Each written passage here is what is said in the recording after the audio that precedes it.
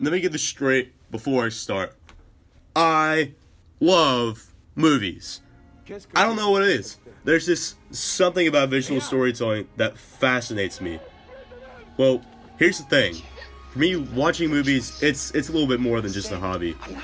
I tear them apart, and I like to look at what's inside.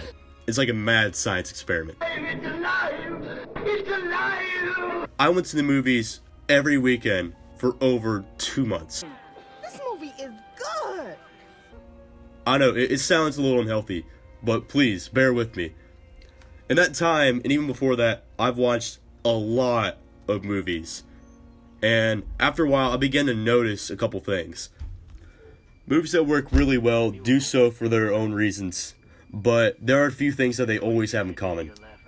Well, first of all, everything in a movie contributes to the main story, whether it's immediate or you have to wait an entire hour to see it play out. Now, if you're patient, you can really appreciate this. If you look at directors like Tarantino, he creates these intricate stories that seemingly have nothing to do with each other, but by the time the movie's at the end, he's wrapped them all together and had them connect. He wraps it up like a little Christmas present with a nice little bow, puts it underneath the Christmas tree. Santa. Now, when a movie tries this, but they don't get it right, it's really obvious. It's really bad. It's like stealing Christmas. You sit on a throne of lies. When you create all these little subplots and have these little extra details that don't go anywhere, you just cheat yourself out of time in your movie. You could have been doing more productive things than that, like, I don't know, creating a story. Boom. Roasted. Also, you probably cheated me out like $6 because, like, chances are I probably paid to see that movie. Yeah, speaking of getting cheated out of $6, you know what movie cheated me and itself? What do we have here? Suicide Squad. Now, I love superhero movies on top of my love of movies because I'm just naturally a nerd. But this one, it's bad. Really bad. But, well, before I continue, just a heads up, this video will contain spoilers about some of these movies, and if you want to avoid them, you probably shouldn't watch it. No, but seriously, please watch this video. I'm being great on this. So, it's a bunch of dangerous criminals, all locked up for different reasons. A Marine's girlfriend gets possessed by like a weird demon or something, and then for some reason the criminals have to go fight this demon or they all die.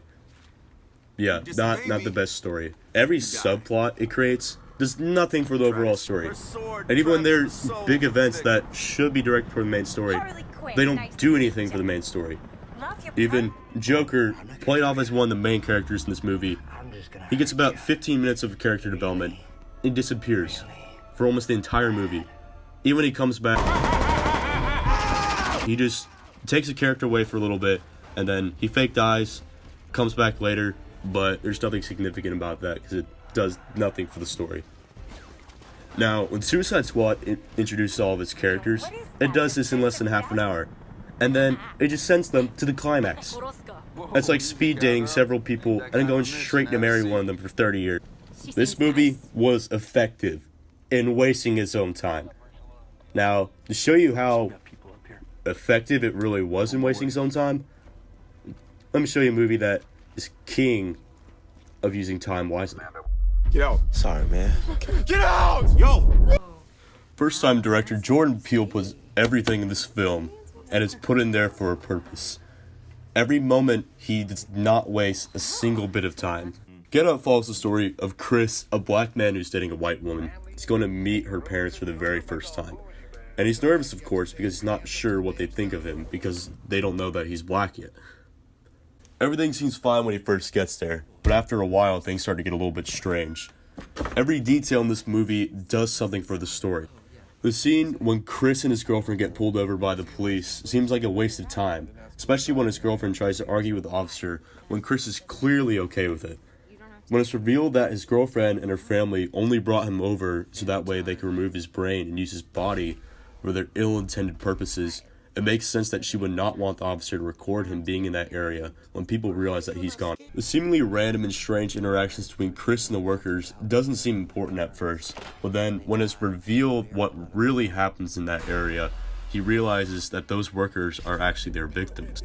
Even the deer that they hit on the way there is alluded to constantly, and it foreshadows when he uses a deer head from the wall as a weapon to defend himself. These two movies show two very different ways of incorporating ideas within the movie and the effect of connecting those ideas together to form a truly good story. Get Out excels in this area, whereas Suicide Squad tends to struggle. By writing ideas to build off each other like this, movies like Get Out become more effective, and in doing so are what makes storytelling great.